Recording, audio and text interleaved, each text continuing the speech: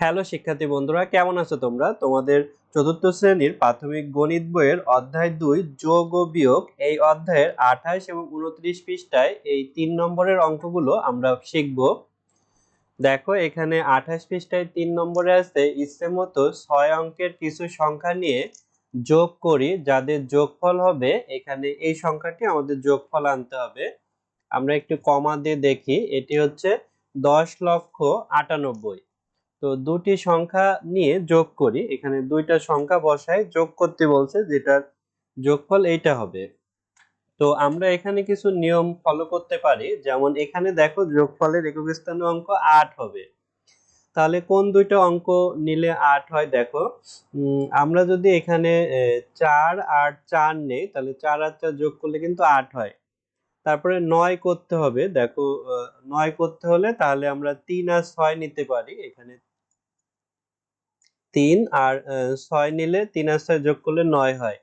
এখানে শূন্য আছে, তো আমরা দুইটা অঙ্ক নেব, যে দুইটা অঙ্ক যোগ করলে 10 হয়। এখানে যদি আমরা 7 আর 3 নিই, 7 আর 3 যোগ করলে 10 হয়। 10 এর শূন্য, হাতে কি 1 থাকে, তাহলে হাতের 1 আর হাতের 1 এখানে আমি বসায় দিচ্ছি। তো তারপরে আমাদের আরো 10 করতে হবে, তাহলে এখানে আমরা 9 করতে হবে। এখানে যদি আমরা 4 আর হচ্ছে 5 নিই, 4 আর 5 এ 9 হয়, আর হাতের 1 এ 10 হয়। 10 এর শূন্য, হাতে 1 থাকে। সে 1 যদি এখানে নিই, তো এখানেও আমাদের 9 করতে হবে। তো এখানে যদি আমরা 7 আর 2 নিই, 7 8 9, আর হাতের 1 এ 10, 10 এর শূন্য, হাতে 1 থাকে। এখানেও হাতের 1 বসায় এখানে 9 করতে হবে। 9 আমরা 6 আর 3 নিতে পারি। আমরা এখানে আলাদা আলাদা ভাবে হিসাব করছি। তো 6 আর 3 এ 9, হাতের 1 এ 10, এভাবে। এভাবেও কিন্তু আমরা বসাই করতে পারি আর কি। তো এভাবে আমাদের যোগফল হবে। তো তোমাদের ইচ্ছা মতো এভাবে সংখ্যা বসাইতে হয়েছে। তো দেখো তারপরে এই যে নিচে বসাইতে, এই যে একই একক স্থানে দুইটি অঙ্কের যোগফল 8 হওয়ার উপায়গুলো হলো, এই যে এখানে আমাদের একক স্থানে 8 করতে হয়েছে। তো 8 করতে হলে দেখো আমরা বিভিন্ন ভাবে করতে পারি। যেমন 0 আর 8 যোগ করলে 8 হয়, 1 আর 7 যোগ করলে 8 হয়, 2 আর 6 যোগ করলে 8 হয়, 3 আর 5 যোগ করলে 8 হয়, আবার 4 আর 4 যোগ করলে 8 হয়। তাহলে এই যে যে এখানে কিন্তু এই ভেরিয়েন্ট অপশনগুলো আমরা ব্যবহার করতে পারতাম, অর্থাৎ বিভিন্ন অপশনগুলো যে কোনো একটা ব্যবহার করতে পারতাম। তারপর দেখো আমরা পরের পৃষ্ঠায় দেখি। পরের পৃষ্ঠায় এখানেও একই বলছে, এই যে মানে বিভিন্ন অঙ্ক ব্যবহার করে এই যোগফলটা আমাদের করতে বলছে।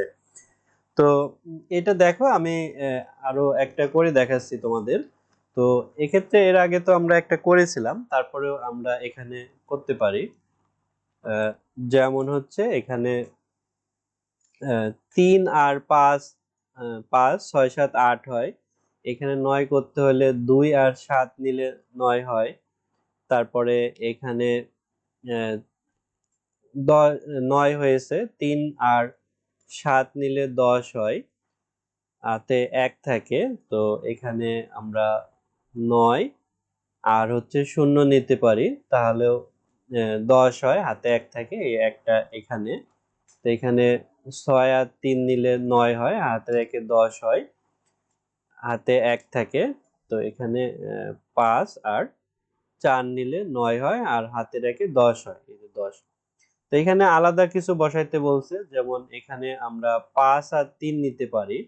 5 আর 3 নিলে 8 হয়। তারপরে এখানে 9 করতে হবে, আমরা 7 আর 2 নিতে পারি, 9 হয়। তারপরে এখানে 10 করতে হলে আমরা কি 5 আর 5 নিতে পারি, 5 আর 5 যোগ করলে 10 হয়, হাতে 1 থাকে, 1 এখানে। তারপরে এখানে 0 আর 9 নিতে পারি, 9 আর 1 এ 10 হয়, হাতে 1 থাকে এখানে। তারপরে এখানেও একই, আমরা 0 9 নিতে পারি, 10 হয়, হাতে 1 থাকে এখানে। তো এখানে 9 করতে হলে 8 আর 1 যোগ করতে পারি, এই যে 10 হয়েছে।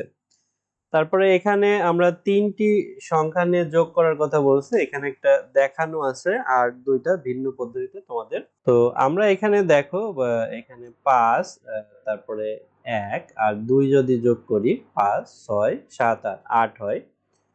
তো এখানে আমাদের 9 করতে হবে, তাহলে 2 সরি 9 2 আর 8 যদি নিই, তাহলে কত হয় দেখো,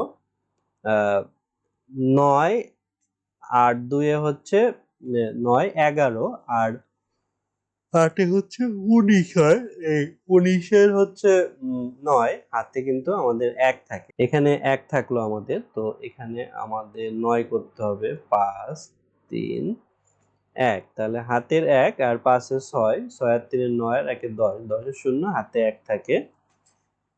হাতে 1 থাকে, এটা দিয়ে এই ঘর আমরা পূরণ করব। এক্ষেত্রে আমরা 3 6 0 নিতে পারি। তাহলে দেখো 1 আর 3 এ 4, 4 আর 6 10, 10 এর 0 হাতে 1 থাকে।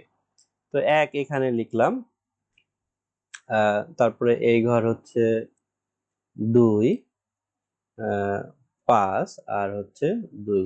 তাহলে 1 আর 2 হচ্ছে 3, 3 আর 5 হচ্ছে 5, 6 7 8 আর 2 হচ্ছে 10, 10 এর 0 হাতে 1 থাকে। তো 1 যদি এখানে নিই এবং এখানে আমরা 9 করতে হবে 1 2 আর যদি 6 নিই তাহলে 1 আর 1 এ 2, 2 আর 2 এ 4 আর 6 এ 10, এই 10। তো এই উপরের এই ঘর কিন্তু আমরা লিখব না, এটা আমাদের হাতে আছে সেগুলো লিখেছি আর কি। তো এই ক্ষেত্রেও আলাদাভাবে করতে বলছে, এগুলো আশা করি তোমরা পারবে। এখানে 5 1 2 নিতে পারি। তারপরে এখানে 9 2, এখানে 8 নিতে পারি। তো এখানে 5 আর 1 এ হচ্ছে 6 আর 2 8।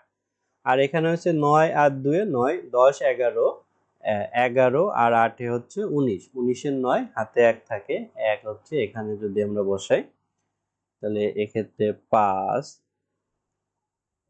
3 1। তো এভাবে দেখো এই যে 5 আর 1 এ 6, 7 8 9 আর 1 এ 10, 10 এর 0 হাতে 1 থাকে। তো এক্ষেত্রে হাতের 1 বসাইলাম, তারপরে 3 8 8। এভাবে যদি নিই দেখো 8 আর 16 আর 1 17।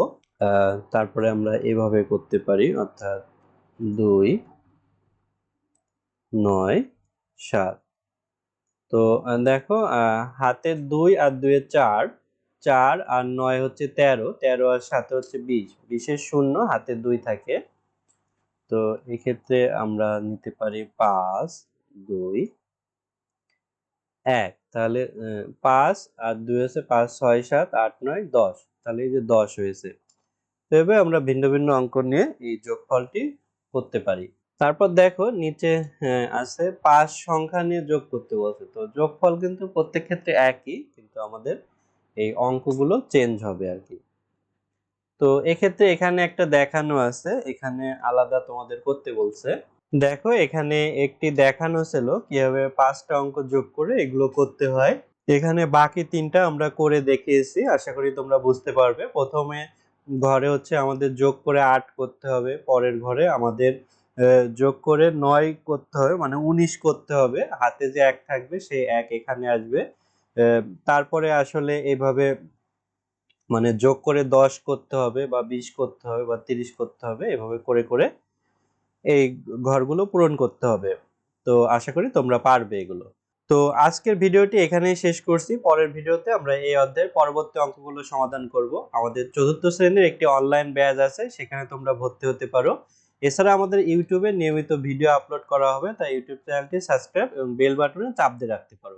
ধন্যবাদ সবাইকে।